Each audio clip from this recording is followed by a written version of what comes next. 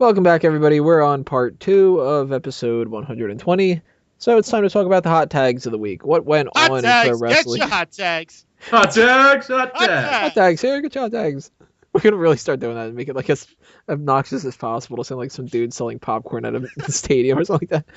Hot tags here, get your. I'll have 2 hot tags this week. Like you fucking have you have someone continue the conversation and someone step away from his mic so it sounds like it's in the distance. As long as you don't try to get some hot tags at MetLife Stadium, you should be okay. Well, then you have to wait in line for like 2 hours, and then that'll be cold anyway and not that good. It's like people are waiting for us to actually talk about the hot tags.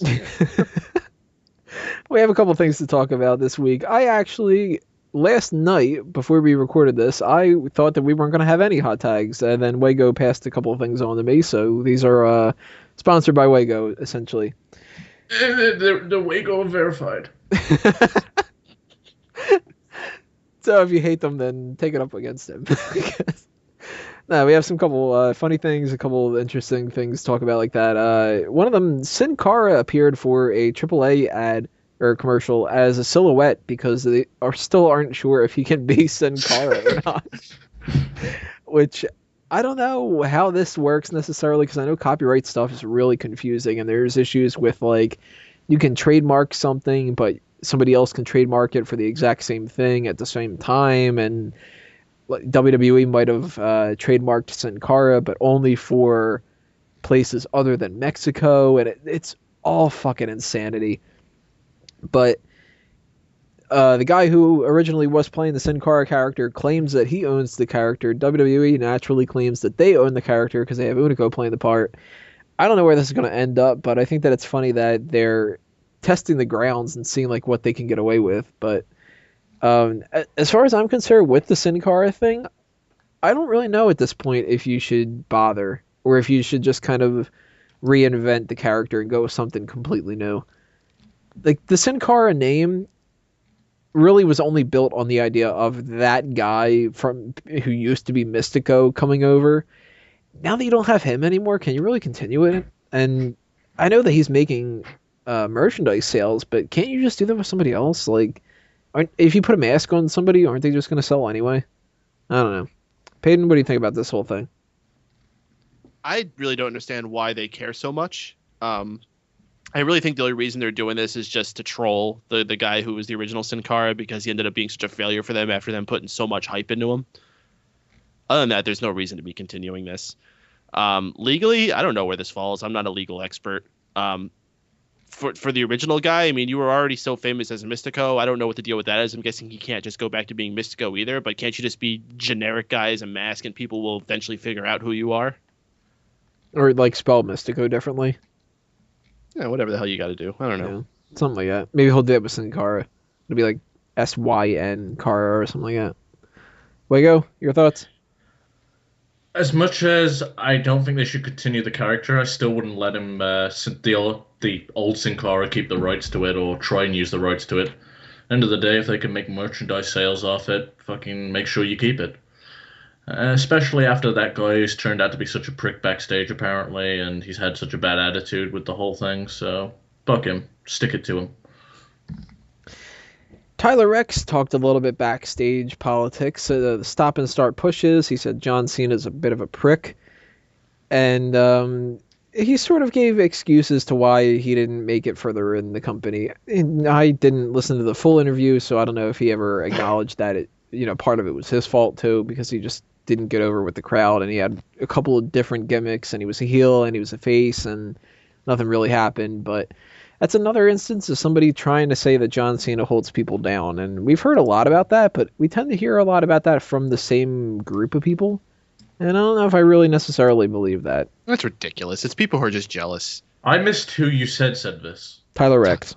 Tyler Reks? It's not even that John Cena. He also said John Cena was a prick. I'm sure John Cena can be a very cold guy sometimes. He has a tough fucking life. Mm-hmm. That guy has got to go every fucking day pretty much. He has this beautiful, beautiful house, never gets to see it. He is there maybe, 2 weeks out of the year if he's lucky. Maybe more than that. I don't know, but it's not a lot. He wakes up, he goes every hour of the day until he gets to sleep. Probably doesn't get to sleep anywhere near the amount of hours he's supposed to. I'm sure when he's not on camera, he's probably kind of in a zombie state, and maybe if you try to talk to him, he's going to be a little cold. Yeah, and some people don't have the same personalities to get along, period. And it doesn't mean necessarily that they're a bad guy or whatever. Some people just don't mesh as friends, so I'm sure that could rub them the wrong way too. If they have different senses of humor or, they just don't mesh together, then that doesn't necessarily mean he's a prick. I've never heard this from somebody who's actually like a reliable person that I would hear this. So it always comes from low level guys that I would expect to hear it from. Someone like a Tyler Reks, or who was the last guy who got really big for talking about him? Was it Gregory Helms? Fucking Chavo did too. Chavo. Yeah. Chavo did for a little bit, yeah. So, yeah. Oh, no. Who was that tool who was in the Spirit Squad? Kenny Dykstra. That guy. That freaking guy. Yeah. Your problem is you had Dyke in your fucking wrestling name. Well, that could be that whole Mickey James thing too. Oh no! Actually, I know this one. We were talking earlier about how they had names that were similar to celebrities. Kenny Dykstra is obviously a ripoff of Lenny Dykstra, who was a player for the Mets in the 1986 season. Fun fact. Okay then. What do you think about the Tyler Reks thing, Wigo? It's funny how all these guys that weren't successful blame it on the guy who was successful. If Cena was a dick, then sure, okay, he was a dick. That's no one's problem but your own. I'm sure he gets on with plenty of people as well.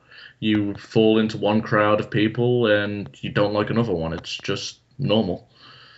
Some people just don't mesh. That's fine. If Tyler really thinks it's Cena's problem, then fucking he should have worked harder and tried to work around that.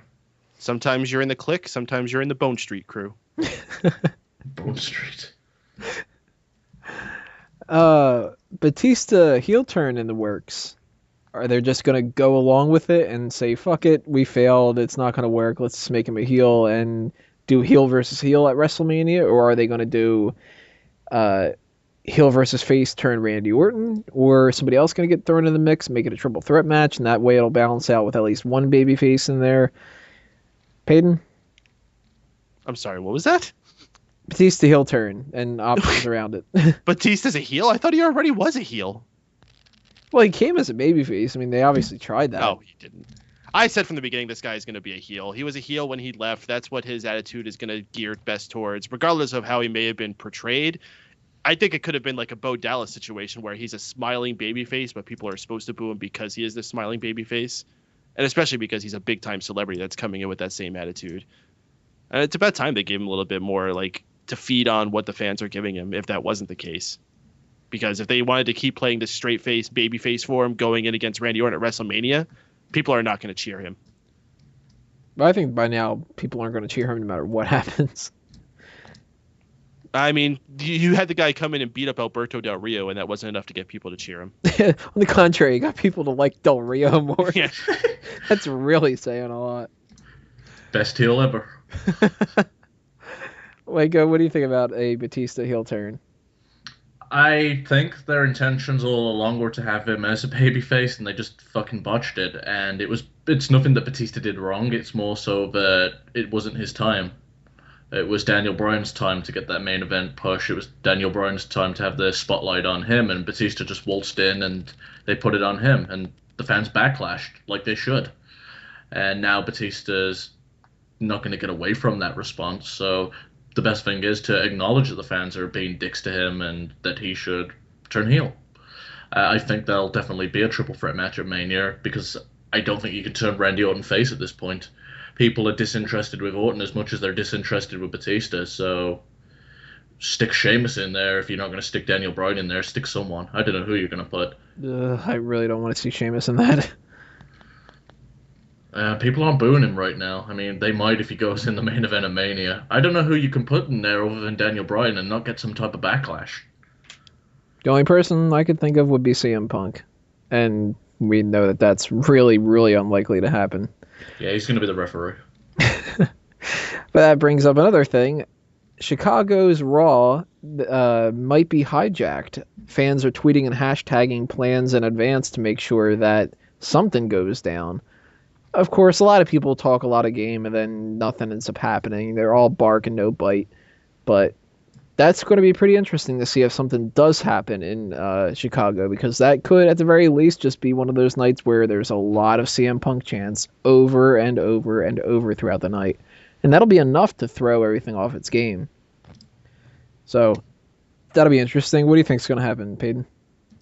I'm not anticipating CM Punk showing up or any type of anything like that. I do anticipate lots of CM Punk chants. I expect them to turn the crowd mics off as often as they can. I think if they still put out a good show, that they could keep those chants to a minimum. There's no way you're going to stop them completely. But if you have people go out there, if you have Cesaro and, I don't know, Daniel Bryan or Dolph Ziggler go out there and tear down the house, and you have 4 or 5 matches like that throughout the night and a few entertaining segments, there's no reason you couldn't keep these people entertained for the show, even without CM Punk there. Yeah, they love him, but they are there to see a wrestling show, and they're gonna, play their game because they want to do that. But in the end, they're coming there because they want to be entertained, and they'll get sucked into the action. And start chanting for Randy Savage and JBL and We Want Divas. Way go. Now, to be fair, these guys who have been sending all these tweets out have said it's okay to chant for Daniel Bryan. So, and they're saying it's not about CM Punk, it's about change. I don't know how you want to address it, but it's about CM Punk. I think the show's going to be hijacked, and other than yes chants, it's going to be all CM Punk all night. Unless Isn't it funny that the supposed reason CM Punk is upset is because they're giving Daniel Bryan preference over him, but these people are like, yeah, we're going to chant CM Punk all night, but Daniel Bryan's okay too. That's a testament to how over he is, though. If that's like the reason why he's upset too, and they're doing that, like, that must piss him off even more, where it's like, in its hometown. Even the people that are supposed to be like my biggest supporters in my hometown would be like, but we do like the other guy. Like, it's kind of like some kind of like a guilty parent. I can't pick a favorite, but hey, I'm gonna give you the bigger Sunday, like that kind of a thing. No, Punk, we really like you. You're the best, man. You're the best in the world. Hey, wait, there's a Daniel Bryan match going on. Hold on a second, Punk. But I don't know why people are rallying like this. It's kind of silly, but shit, if that's what they want to do to enjoy the show, fine. It's going to be interesting. I'm looking forward to seeing the Raw in Chicago just for that alone, plus it's WrestleMania season. So it's going to be interesting to see how everything plays out, especially if Punk doesn't show up. One other thing to talk about, NXT Arrival. Now, Woohoo! both of you watched the whole thing. I have only had a chance to watch the first match of it, but I am going to watch the rest of it later on tonight. I've heard great things about it from you guys and from other people. Drew had watched it and said that it was cool. A bunch of people online are saying that the match that I had seen, Sami Zayn versus Cesaro, is a potential match of the year candidate. I don't know if I would go that far, but I did enjoy the match quite a bit. So what happened the rest of the show? What you guys really liked about it? I mean, we've had some results posted out. Oh, Joe Rollins, fucking top bottom. Best card of this year so far, without a doubt in my mind. That opening match, I watched the pre-show before because I'm a nerd like that, which actually was pretty fun. They had a panel of Kevin Nash, Bret Hart, and Paul Heyman, which is probably the best pre-show panel they ever put together. Their insight on things was so awesome. They just kept putting over that this is about the next generation. It's about the stars of the future and who's going to be coming up, and that's exactly what it should have been. They had the pre-show actually took place outside. They set up the table on a stage on the outside, and they were going around interviewing fans who were in line excited about the show. Really set up an awesome feeling, getting you excited for it. Then they go inside. Starts off Triple H in the ring. The lights are dim. They're doing these special sounds. They're actually playing the theme for Earthquake, which I kind of marked out for. I don't know if anyone else caught that, but they're playing Earthquake's old theme. Oh, that's very cool. Slightly in the background. Triple H introduces us. The set looks absolutely fantastic. I don't know if you guys caught this on the turnbuckles. Rather than using the scratch logo, they're using the new WWE Network logo, which looked really cool. Yeah, I caught never that. Caught that. That's cool. I noticed that when I thought that something was like messed up, because I don't have the WWE Network, so I had to download. I bought it, downloaded a version of it. So I was like, oh, don't tell me that like this is like all glitchy or something like that. Wait a minute, that's not. Oh shit! And then I started paying attention. They had that like all over the place. They really didn't use the scratch logo anywhere that they didn't have to. I'm guessing it's because they have said that NXT is supposed to be the flagship show of the WWE network. That's why they want to brand it as much with that logo. Or maybe they are switching it. We still haven't seen that happen yet. Raw this past week did have the scratch logo, so they didn't make that switch. They still could at like WrestleMania. I think that'd probably be the best time to do it. I'm starting to think that seeing that on the turnbuckle actually made me think that's the reason why we haven't had just one title for the WWE title, because they're going to just switch over to the network one. And they probably just figured, fuck it, we'll wait until we get that settled at WrestleMania, and we're not going to make another one and just transition. Going back to the show and the matches that were on there, almost every single match had something extremely enjoyable. And I'm not just saying like, oh, it kind of was cool. I mean, there was something in there that you watch it and you were gripped by it. Opening match, which was the best match they could have started off, was Cesaro and Sami Zayn. These guys just tore down the house. This was their fourth matchup they had at NXT. This was a very long, storied rivalry if you've been following the show. But even if this was your first time seeing it, you were blown away by these guys and what they could pull off. The story in it of Zayn just fighting hard until the end, falling down, barely able to get up, and Cesaro just keeping on the attack. And, of course, ending it with the hug. Dude, the feels. The feels at the end of the match. My goodness. Mojo Rawley, CJ Parker, they're both okay guys, I guess. I'm not really feeling this Mojo Rawley guy, and it seems like one of the guys they're biggest on and they're pushing the most. I don't think he's going to last very long. His whole gimmick is just that he has a lot of energy and he's just running around jumping in the air, whatever. Divas title match. Holy shit. These girls, Emma and Paige, freaking awesome. Once again, two people that tore down the house. I'm still not feeling Emma's character, but man, she can go in the ring. Paige's finishing move that she did, that submission finisher, I've never seen her do that before. It was kind of like, almost looked like she was going for a sharpshooter, but in the end, she put in some kind of like arm lock too and picked her up so she was floating in the air. That was awesome. I can't wait to see that applied more often on people and bringing submission back into the Divas division, which we thought we were going to see that with Natalie. Not so much. But both these girls, and there's a lot of other great girls in there as well. Bayley, Summer Rae still is considered an NXT diva because she doesn't really wrestle much on the main program. And of course, the main event. And someone else we got to see before I get to that. We got to see Too Cool on the program. Too Cool made a return. So it was almost a big nostalgic return to the likes of New Age Outlaws, getting to see them come out, even though Scotty Too Hottie was bald. Baldy Too Hottie. But hey, it was fun seeing a worm. And they actually lost their match. So, not like they had to come back and show themselves on top. They actually came in and put over the tag team champions, The Ascension, who also are awesome. And I can't wait to see them come up to the main roster.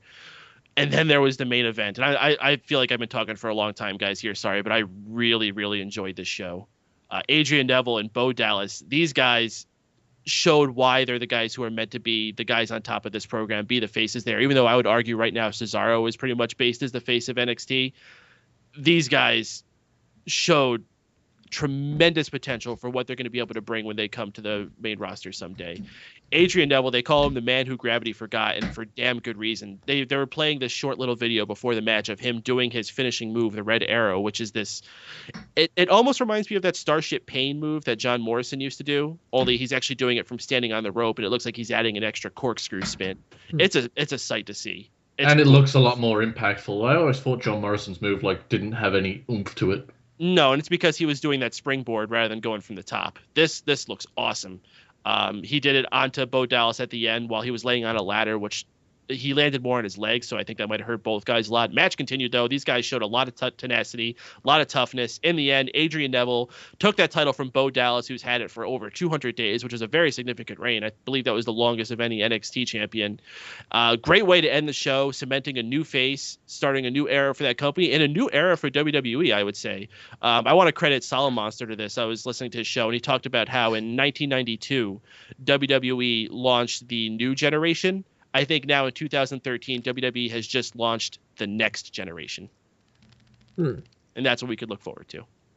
And if you didn't catch this one, and if you haven't been tuning into NXT yet, do it now. It's no excuse not to see it, and it's a fantastic show every week. Not always as fantastic as this. And this was their super card. You shouldn't expect all that you saw on this every week. But I guarantee it's a short show. It's 1 hour. And it's going to be live now, which is going to change a lot to it. But I guarantee you're going to see some of the best wrestling you see every week on that show. Fuck TNA. It's the Thursday Night Wars. WWE is going to win with their freaking farm league. That's sad. They're like, we have Kurt Angle, and we're like, we have Dante Dash, and people are like, I'm going to watch Dante Dash. Like, what did you think about it? Um, Man, it was just an awesome card. This is my introduction to NXT. I'd watched Sami Zayn and Antonio Cesaro's matches prior, but this is the first whole show that I've watched, and it was a great introduction. As Peyton said, if you're going to start watching NXT, now's the time to do it.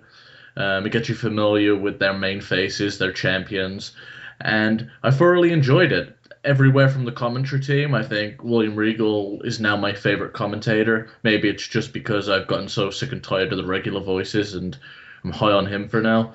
As far as the match quality goes, brilliant from start to finish, other than the hype dude, Mojo Rawlings, which is a fucking terrible name.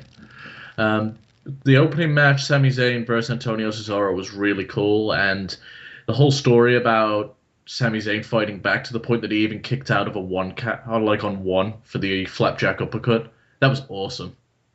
Um, and the ladder match was a really well played out. Wasn't just high spot after high spot like you'd see in most indies. WWE is just doing a real good job at shaping this generation of wrestlers, and I'm looking forward to seeing what they're going to do next. Well, I'm excited to check that out. That's going to do us in for the hot tags. We're going to take a little bit of a break here before we start getting into all of the other stuff that we have for this episode, which is basically going to be the pay-per-view review, and then we're going to round everything out with some Fantasy League talk.